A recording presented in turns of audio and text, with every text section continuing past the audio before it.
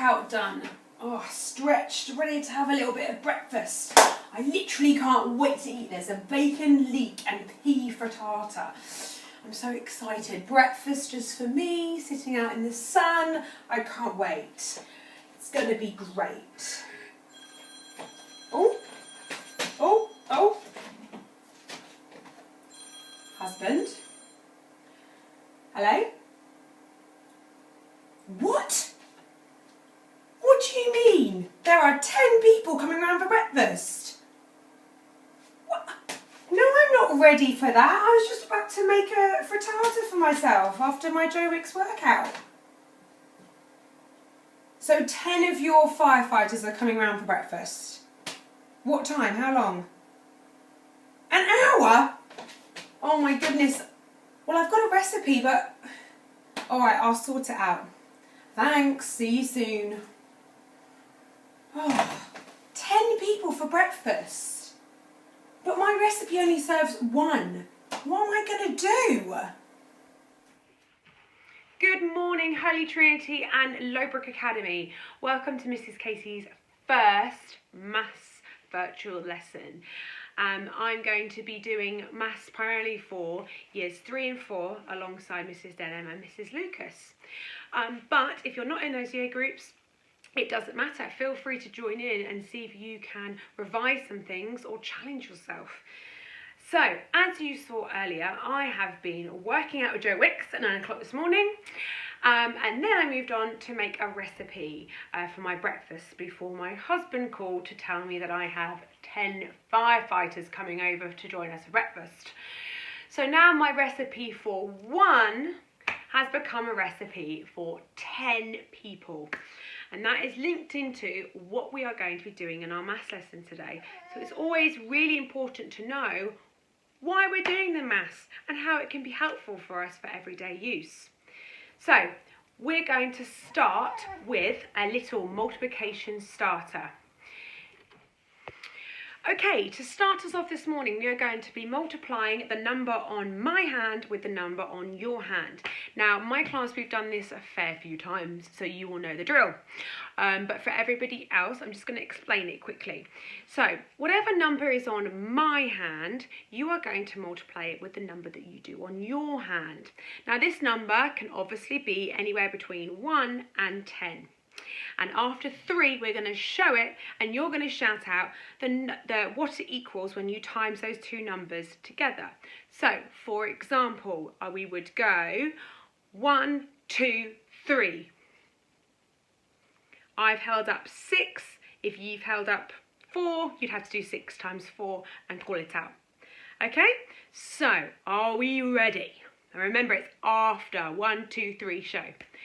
1. Oh, do my hands first. 1, 2, 3. 1, 2, 3. 1, 2, 3. 1, 2, 3. 1, 2, 3. 1, 2, 3. 1, 2, 3.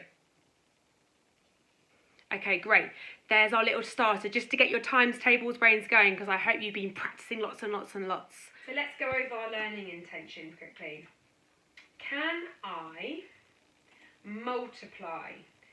So we know that multiplying something is to make it bigger. So whatever we're doing today, we are making it bigger.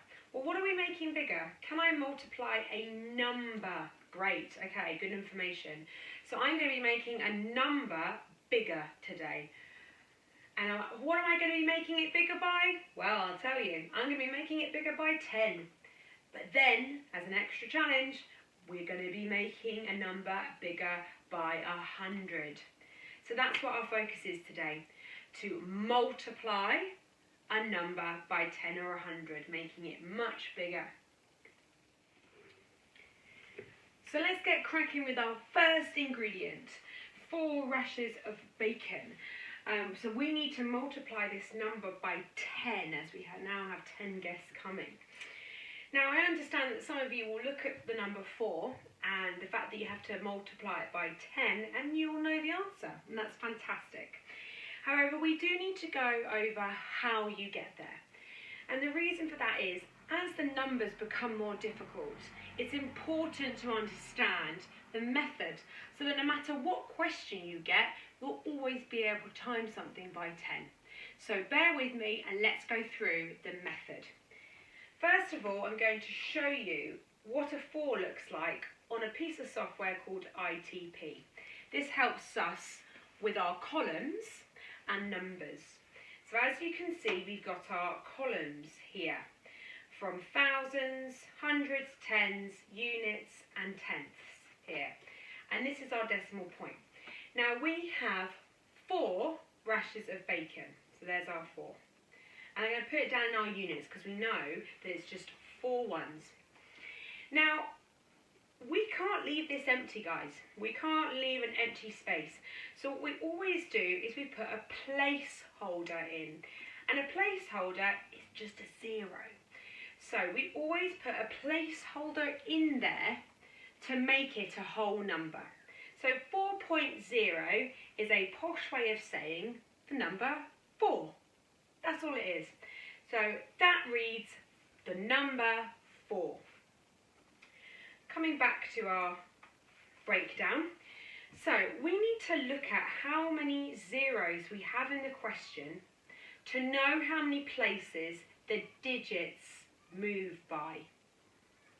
So it's not the decimal point moving, it's not any other little tricks. We are moving the digits when we times something by 10. So again, we have to look at the zeros in the question to know how many places the digits move by. So how many do we have in times 10? You're right, we have 1 0. So here's the question here, 4 times 10, and you can see there's 1 0 in it. So if I go back to my 4, we've got our 4 rashers of bacon, and I'm going to times it by 10, which means that each number that you can see is going to move 1 place. Now, it's not going to move this way. I wonder if anyone knows why. It's going to move 1 digit to the left. And the reason for that, maybe some of you got it, is because these columns are bigger, aren't they? And remember, if we go back to our learning intention, we are multiplying. So we are making something bigger today. Which means that if we're going to move the digits, they have to go into a bigger column. If they went right, they'd be going smaller. So let's get back to the question. We are doing 4 times 10. Here's our 4, 4.0. And we are going to times that by 10 now. And let's see or watch where the digits go. Boom. I've times it by 10. So that means that 4 times 10 equals 40.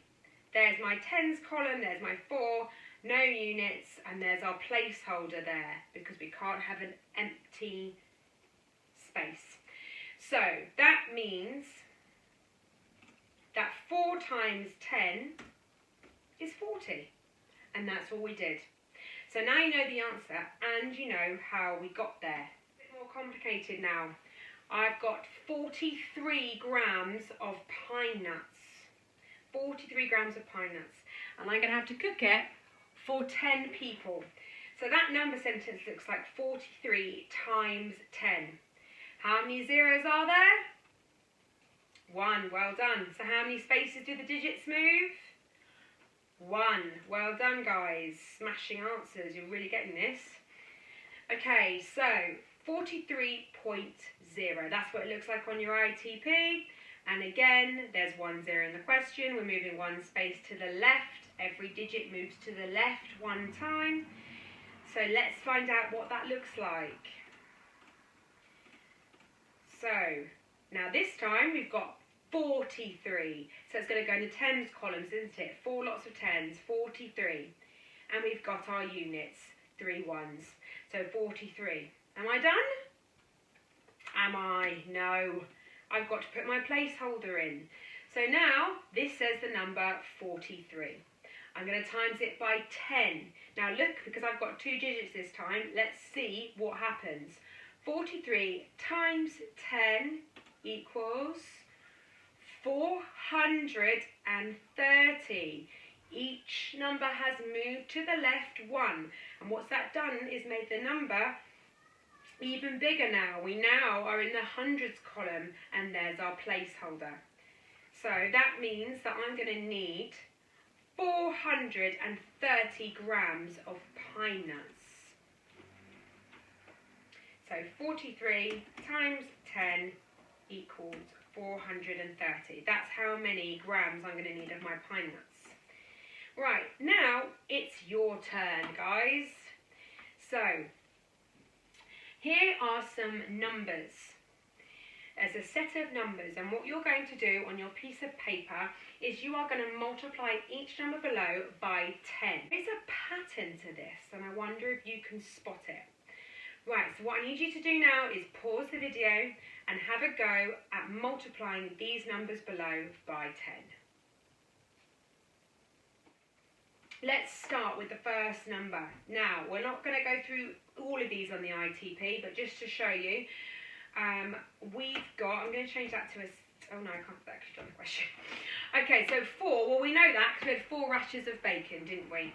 So, we're going to do 4 times 10, and as you know, that equals 40. Done. Right, 9. Let's go through just a couple of these on here. So we've got 9. There's our placeholder. You're timesing it by 10. It moves once to the left. 90. Okay, so that one becomes 90. The answer to this one, 17. So let's get 17. Now that means you've got 1 10, 17, 7 ones. Can't have an empty space. There's your number 17. We're going to times it by 10. There's your answer. 17 times 10 is 170. There we go. Right, now I'm just going to go through the answers now. 37 is 370. 55 is 550. 78 is 780. 95 is 950. Now the ones in green were a little bit harder. So they were a little bit more challenging because they had started with 3 digits. So let's have a go at this one, 123. Let's put it up on here, shall we? 100, 123. Don't forget your sneaky placeholder. Right, if I'm going to times that by 10, I've started with a 3-digit number. If I times it by 10, each number moves to the left once because it's by 10. Boosh, I've got thousands now because the one moved from the hundreds to the thousands. So that means that 123 times 10 is 1,230. Let's carry on. 341 becomes 3,410. 456 becomes 4,560. Now, did anyone notice a pattern with all of these when they were doing it? Can you tell me? Good, good, good. Okay, so the pattern, I think it was a bit obvious sometimes, is that you just add a 0. So you do just add a 0 to the end of the numbers. So that is a really good pattern to know. However, we do have to know how you get there. So it's really good that you now know both.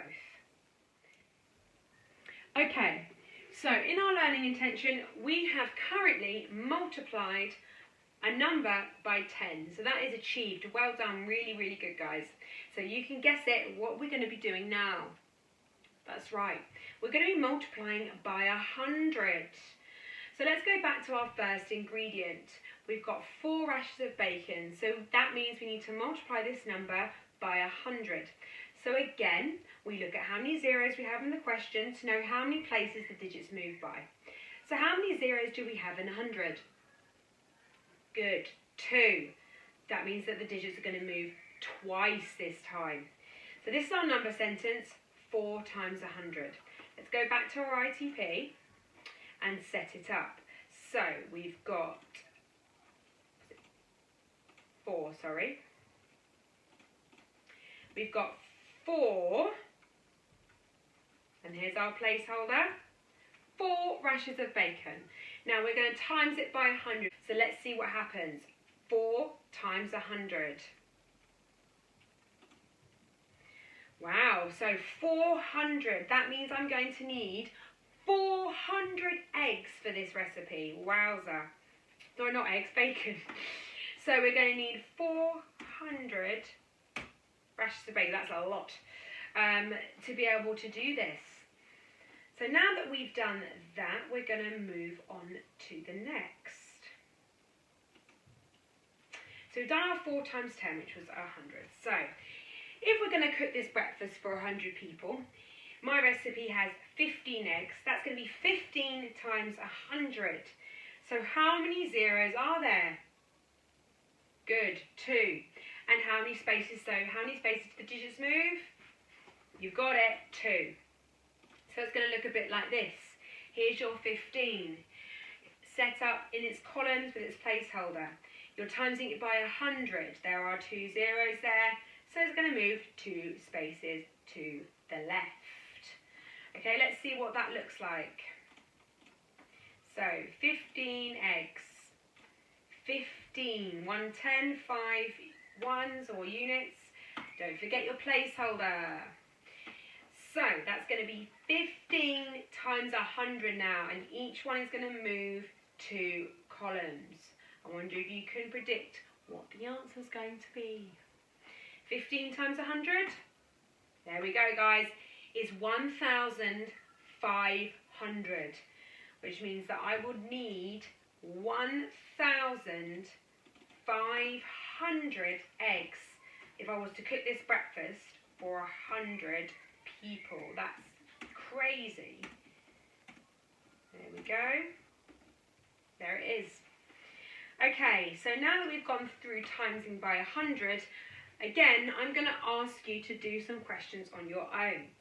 So you're going to multiply each number below by 100 on your paper. Remember to ask yourself how many zeros there are, so you know how many spaces the digits have to move.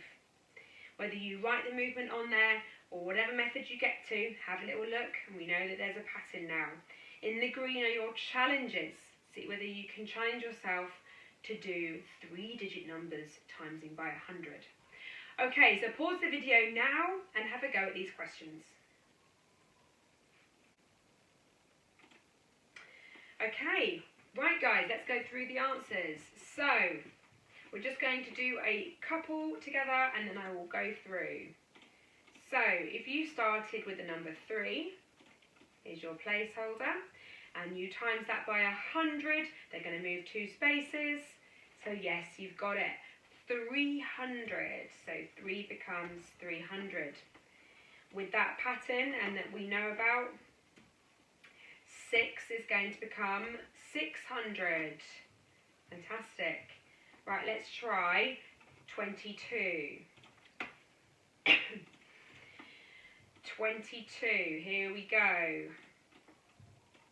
Here's 22, here's my placeholder. So 22 times 100, moving 2 columns to the left, because I have 2 zeros. The answer is 2,200. There we go. 22 times 100 is 2,200. Right, I'm now going to blast through, guys. So 46 becomes 4,600. 61 becomes 6,100. 88 becomes 8,800. And now for the challenges. Okay, let's have a little look. So 100, 167. There's my placeholder. I've got 3 digits now, and it's going to move 2 places. So what does 167 become? Oh my goodness. We are now in the tens of thousands column. That is amazing. So we've now got 16,700.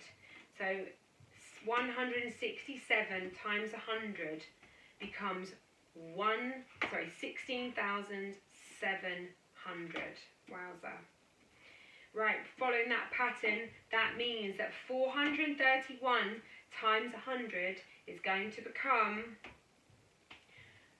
43,100. Wowza, amazing. Well done. Give yourselves a mark out of those, tick or dot. If you've got any dots for these questions or for the previous ones up here, please go back and have a look and see how you got on, because it's really important to understand where we went wrong. So if you've got any dots, go back, have another go and see whether you can get it right that time. Right, moving on guys. Okay, so what have we learned today? Well, we have learned how to multiply a number by 10 and 100.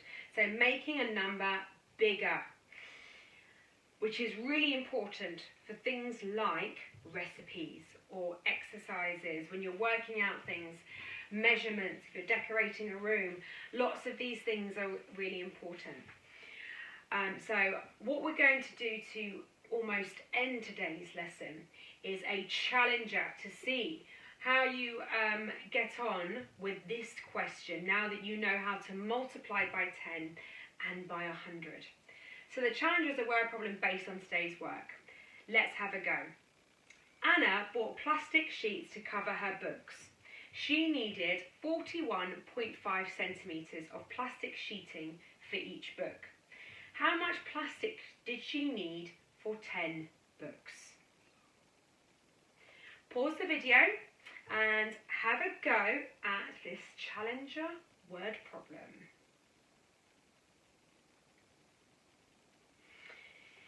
Okay, so the challenger was optional, guys. You didn't have to do it, but if you wanted to, you could. So let's go and have a look at the answer. Now, as we know, we need to highlight the key points, being the numbers.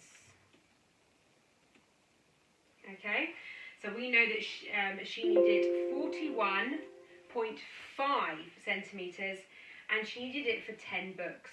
So what we needed to do was put in slightly more difficult this time, because we actually had, it wasn't a place value anymore, was it? We had a decimal now. This isn't just a placeholder anymore. It is there, ready, 41.5. And I asked you to times that by 10 because she needed it for 10 books. So 41.5 times 10. Here we go. Put my placeholder to make it easier. She needs 415. Now it's very important you don't just put 415. Otherwise that is not the right answer. You need to put the value in. So she has 415 centimetres. That's how much plastic she needs. Congratulations if you got that one right, or if you gave it a go. That's really, really good that you challenged yourself. So well done. So to finish off, can you find a recipe in your house and multiply any whole number by 10 and 100? How much ingredients would you need to feed so many people? Go and investigate. So find a recipe in your house and you need to times the whole numbers by 10 or 100. Don't try and do decimals unless you really want to, or halves. If you want to, of course, go and give it a go. So go and find a recipe, have fun, and good luck.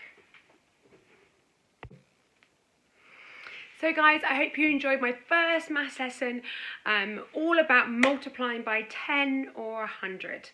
And you've got a nice little task to go off and find a recipe and see whether you can do the same thing to a recipe that you've got at home. So have fun with that. I hope you enjoyed the lesson, and I'll be back next week with more problems to solve. Have a lovely week. Bye!